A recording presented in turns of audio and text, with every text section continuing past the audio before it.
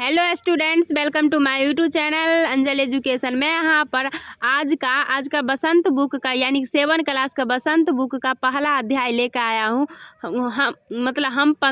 हम पंछी उन्मुक्त गगन के चैप्टर का नाम है। इसका क्वेश्चन आंसर लेके आया हूँ आप लोगों के सामने। अगर आप लोगों को वीडियो अच्छा लगे तो लाइक करें और कमेंट करके बताइए जो कैसा लगा क्वेश्चन समझाया हुआ या फिर क्वेश्चन का आंसर कैसा था। और अब मेरे चैनल पर नए हैं तो चैनल को सब्सक्राइब करें ताकि मेरा हर एक 6, 7, 8 का आप लोगों तक वीडियो पहुंचे और क्वेश्चन आंसर हर चैप्टर का पहुंचे, चैप्टर बाय चैप्टर। तो आप लोग ने चैनल पर पूरा वीडियो के एंड तक देखिएगा ताकि आप लोगों का पूरा क्वेश्चन आप लोगों को बताया जाएगा। तो देख लिए हमारा पहला अध्याय हम पक्षी उन्मुक्त गगन के। तो पहला क्वेश्चन देख लिए, पेज नंबर 2 से पहला क्वेश्चन है।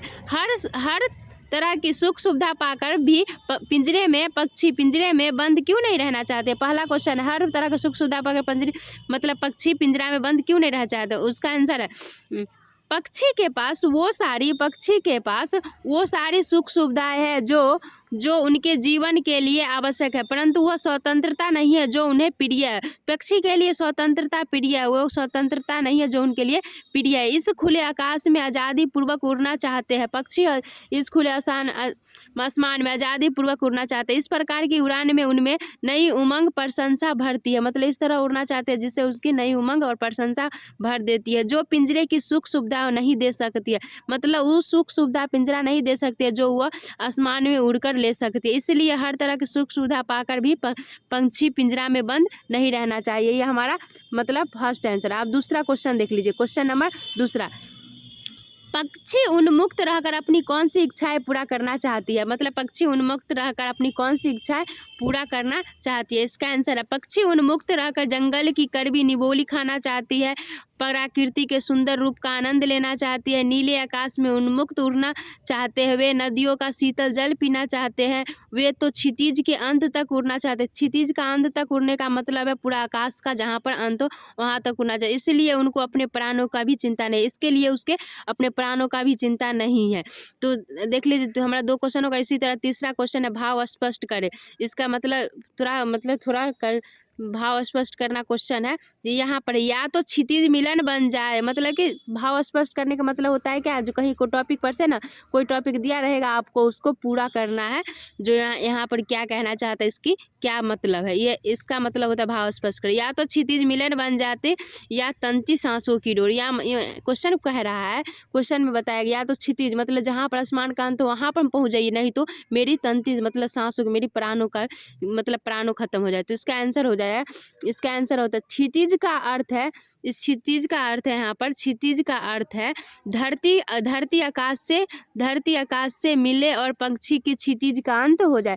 मतलब धरती आकाश से मिले और पंछी का क्षितिज अंत तक जाए, लालसा रखते हैं। मतलब कि पक्षी ना जहाँ जमीन आसमान एक होता है ना वहाँ पर जाने की लालसा रखते हैं, फिर चाहे उन्हें किसी भी स्थिति का सामना पड़े, कितना भी मुश्किल से मुश्किल कुछ भी हो वो स्थिति का सामना करने के लिए तैयार, लेकिन वो अंत तक पहुँचना चाहते हैं। वो चाहते हैं या तो आज वह क्षितिज का अंतिम छोर ही प्राप्त कर ले, अन्यथा अपने प्राणों का निछावर कर दिया। तो जहाँ तक हम जा सकते हैं, जहाँ अंत होता है वहाँ तक हम चल जाए, नहीं तो हमारी प्राणों चल जाए। इसी तरह हमारा पेज नंबर 3 से है क्वेश्चन नंबर 1। स्वर्ण श्रृंखला और स्वर्ण श्रृंखला मतलब क्वेश्चन है स्वर्ण श्रृंखला लाल किरण में भी रेखांकित शब्द का गुणवाचक विशेष है, कविता से ढूंढकर इस प्रकार 3 उदाहरण दे। मतलब कि यहाँ पर ना स्वर्ण श्रृंखला के बारे में बताया गया।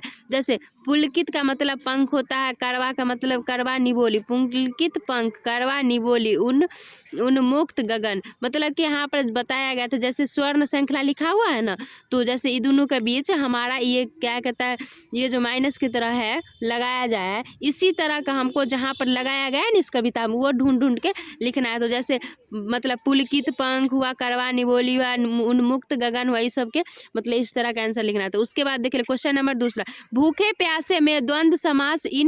भूखे प्यासे में द्वंद्व समास है, इन दोनों शब्दों के बीच चिन्ह समासिक चिन्ह कहते हैं। हाँ, इसको मतलब बीच वाला जो चिन्ह होता है ना इसे समासिक चिन्ह कहा जाता है। देख ले कहते हैं इस चिन्ह से और संकेत मिलता है, जैसे मतलब इस चिन्ह जैसे कि लिखा जाता है माता पिता, रात दिन, सुबह शाम, इस दोनों के बीच ना ये क्या क्या कहते हैं समासिक चिन्ह, मतलब समास का चिन्ह पड़ता है। इसी तरह हमारा जो इसमें है ना उसी का लिखना है। जैसे तो देख ले इसका, इस प्रकार 10 उदाहरण, अन्य उदाहरणों को खोज कर लिखिए।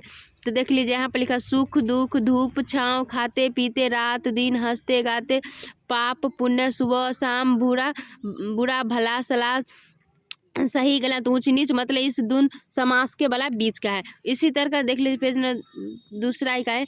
उसके बाद क्वेश्चन है पाठ से, मतलब ये पाठ से अलग का था, पाठ से आगे का था, इस फिर आ गया। हर तरह के सुख सुविधाएं पाकर पिंजरे में बंद क्यों नहीं रहना चाहते। यहाँ तक तो आप मतलब दे दिया गया है क्वेश्चन। तो देख लीजिए यहाँ पर क्वेश्चन का अंत हो गया था, यहाँ पर क्वेश्चन का अंत होगा। तो अगर वीडियो आप लोगों को कैसा लगे और मतलब बनाना सीख गए या क्वेश्चन आ गया तो अपने मेरे चैनल पर नए हैं तो चैनल को सब्सक्राइब करें। तो मिलते हैं नेक्स्ट वीडियो के साथ दूसरा पार्ट के क्वेश्चन आंसर लेके, तब तक के लिए बाय।